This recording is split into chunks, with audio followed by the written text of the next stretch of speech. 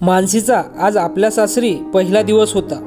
भावजय, ननंद, काकी सर्वजणी मस्करी करून हसत होत्या। अक्षत खोलीत येताच सुधा काकीने त्याचा कान ओढत म्हटले, अरे लबाडा, थोडेही थांबवत नाही का तुला? आयुष्यभराची सोबत आहे, थोडा धीर धर। मानसीने बघितले की सर्वजण थट्टा मस्करी करत होते, मात्र अक्षतची आई म्हणजे मानसीची सासू माधुरीच्या चेहऱ्यावर कुठलेच भाव नव्हते। महागडे कपडे आणि दागदागिने घालूनही ती अतिशय सर्वसाधारण दिसत होती। मानसी आणि अक्षतचे लग्न धूमधडाक्यात झाले होते। कुंदन हार आणि मोत्याच्या रंगाच्या घागरा चोळीत मानसी अतिशय सुंदर दिसत होती, तर क्रीम रंगाच्या शेरवानीत अक्षतही देखणा दिसत होता। दुसऱ्या दिवशी दुपारपर्यंत संपूर्ण घर रिकामी झाले। आता घरात फक्त मानसी, अक्षत, अक्षतची मोठी बहीण निधी आणि अक्षतचे वडील विनोद आणि आई माधुरी होते। दुसऱ्या दिवशी माधुरीला 5 परतावणीसाठी माहेरी जायचे होते। कोणती साडी नेसायची हे ठरवत होती, तेवढ्यात तिला वाटले की सासूबाईंनाच विचारूया। त्यानंतर हातात साड्या घेऊन ती सासूबाईकडे गेली। आई सांगा ना, पिवळ्या आणि नारंगी रंगापैकी उद्या कोणती साडी नेसू? तिने विचारले। माधुरी म्हणाल्या, बाळा, तुला जी चांगली वाटेल ती नेस, पण हा नारंगी रंग तुझ्यावर खुलून दिसेल। तितक्यात विनोद रागाने म्हणले, तू तर अडाणीच राहिलीस। डोळ्यांना खुपणारा हा रंग थंडीत चांगला वाटतो, एप्रिल महिन्यात नाही। माधुरी एकदम गप्प बसल्या। विनोद म्हणाले, माधुरी बाळा, तू निधी ताईला विचार। मानसीला आपल्या सासऱ्याचे सासूबाईंशी असे वागणे अजिबात आवडले नाही। सोबतच तिला अशी भीतीही वाटू लागली की अक्षतचा स्वभावही त्यांच्या वडिलासारखाच असला तर काय करायचे। शेवटी मुलामध्ये वडिलांचे थोडेफार गुण असतातच। दुसऱ्या दिवशी मानसी पिवळ्या रंगाची शिफॉनची साडी नेसून गेली। माधुरी यांनी सकाळी बटाट्याची भाजी आणि मूग डाळीचा हलवा बनवला होता। निधी म्हणाली, आई, तू आम्हाला लठ्ठ करणार असे वाटत आहे। अक्षत रागाने म्हणाला, आई, किती वेळा सांगितले आहे की डाएटसाठीचे पदार्थ बनवत जा। विनोद म्हणाले, तुझी आई हे सर्व कुठून शिकणार? तिला स्वतःच्या कमरेचा घेर वाढवण्यातच धन्यता वाटते। तितक्यात मानसी म्हणाली, मी तर इतका सुंदर नाश्ता पहिल्यांदाच खाल्ला आहे।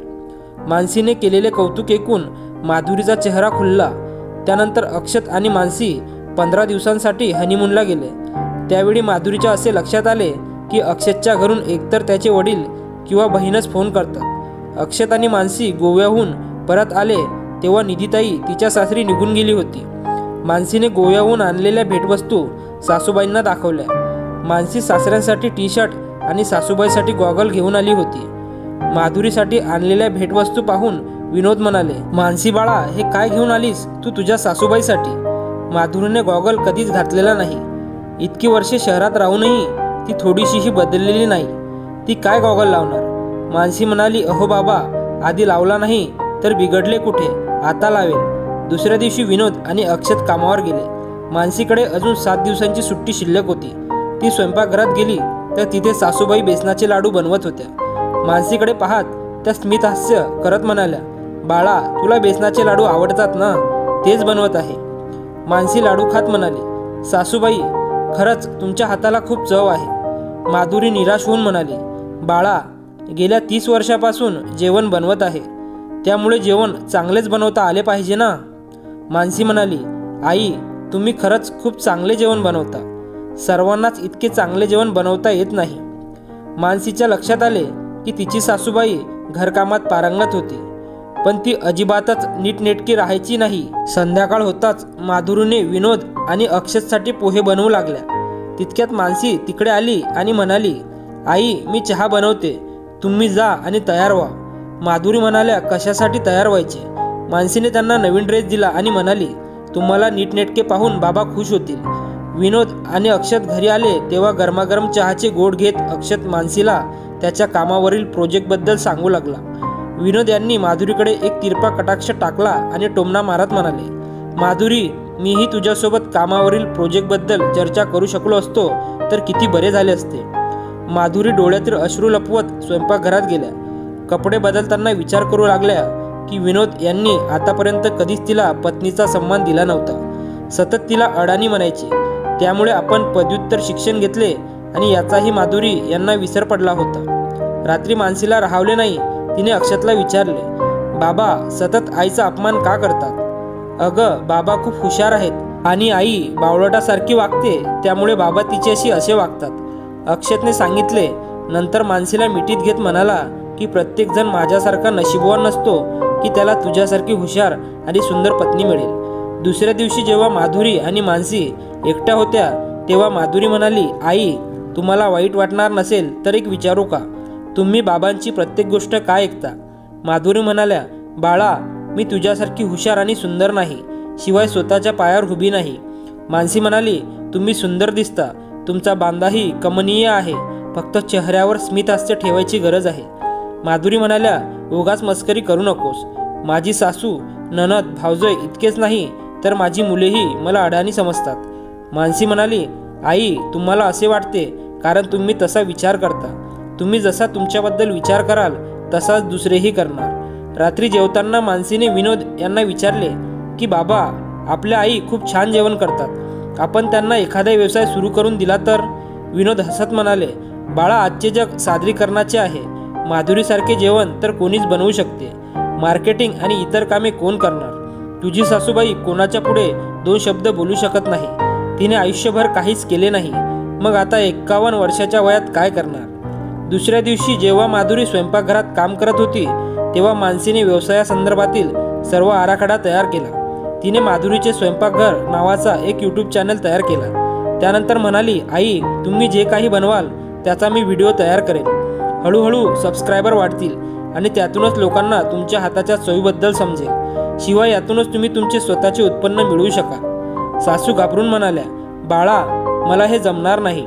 मानसीने खूपच आग्रह केल्यामुळे सासूबाई तयार झाल्या. मात्र घाबरून त्यांच्या हातून शेवभाजी करपली. सासूबाई म्हणाल्या, सांगितले होते ना तुला, मी बावळट आहे, काहीच करू शकत नाही. मानसी मात्र काहीच ऐकून घ्यायला तयार नव्हती. संध्याकाळी म्हणाली, आई, सर्वात आधी तुम्ही तयार व्हा, त्यानंतर काहीतरी साधा नाश्ता बनवा. आपण या नाश्त्यापासूनच सुरुवात करू. माधुरीने कसाबसा गव्हाच्या पिठाचा हलवा बनवला. मानसीने त्याचा व्हिडिओ तयार केला. त्यानंतर तोच व्हिडिओ आपल्या कार्यालयात आणि व्हॉट्सअप ग्रुपवर शेअर केला. संध्याकाळपर्यंत माधुरीच्या व्हिडिओला 200 व्ह्यूज आणि 3-4 कमेंट मिळाले. एकाने लिहिले होते, बायको असावी तर अशी सुंदर, सुशील आणि पाककलेत निपुण. मानसीने सांगितले, बघा आई, कितीतरी लोकांना तुम्ही बनवलेला नाश्ता आवडला. दुसऱ्या दिवशी माधुरी स्वतःच पदार्थ बनवण्यासाठी तयार झाल्या. या नवीन व्हिडिओमध्ये त्यांच्या चेहऱ्यावर पहिल्यापेक्षा जास्त आत्मविश्वास दिसत होता. सून मानसीसोबतचे ते 7 दिवस कधी गेले हेच माधुरीला समजले नाही. त्या 7 दिवसात माधुरी हसायला आणि स्वतःवर विश्वास ठेवायला शिकल्या. मानसी कार्यालयात जायची तयारी करत होती. माधुरी तिच्या खोलीत आल्या आणि म्हणाल्या, बाळा, आता त्या चॅनलचे काय होणार? मानसी म्हणाली, आई, आपण दररोज संध्याकाळी एक व्हिडिओ बनवूया. शिवाय कुणाच्याही मदतीशिवाय स्वतःचा व्हिडिओ कसा बनवायचा हे मी तुम्हाला अगदी सोप्या पद्धतीने शिकवेन. मानसीकडून मिळणारे प्रेम आणि सन्मानामुळे माधुरी यांच्यातील आत्मविश्वास जागा झाला. सतत त्यांच्या चेहऱ्यावर स्मितहास्य झळकू लागले. हळूहळू मानसीच्या मदतीने त्या ऑनलाईन ऑर्डर घेऊ लागल्या. आज माधुरी यांना त्यांचा 10,000चा पहिला चेक मिळाला. रक्कम छोटी असली तरी त्यातून आपण काहीतरी करू शकतो याची जाणीव माधुरी यांना झाली. त्या व्यक्त होऊ लागल्या होत्या, अडाणी, बावळट राहिल्या नव्हत्या. आपल्या पत्नीचे बदललेले रूप पाहून विनोदही आश्चर्यचकित झाले. अक्षत म्हणाला, आई, 7 दिवसात सुनेने तुझा कायापालट करून टाकला. मानसी म्हणाली, हुशार त्या आधीपासूनच होत्या, फक्त त्यांच्यातील आत्मविश्वास जागा करण्याची गरज होती. माधुरी मात्र सर्वांच्या बोलण्याकडे दुर्लक्ष करून एक नवीन पदार्थ तयार करण्याच्या तयारीला लागल्या होत्या. मित्र आणि मैत्रिणींनो, व्हिडिओ आवडल्यास व्हिडिओला लाईक करा आणि आपल्या मॉरल स्टोरीज चॅनलला नक्की सबस्क्राईब करा. धन्यवाद.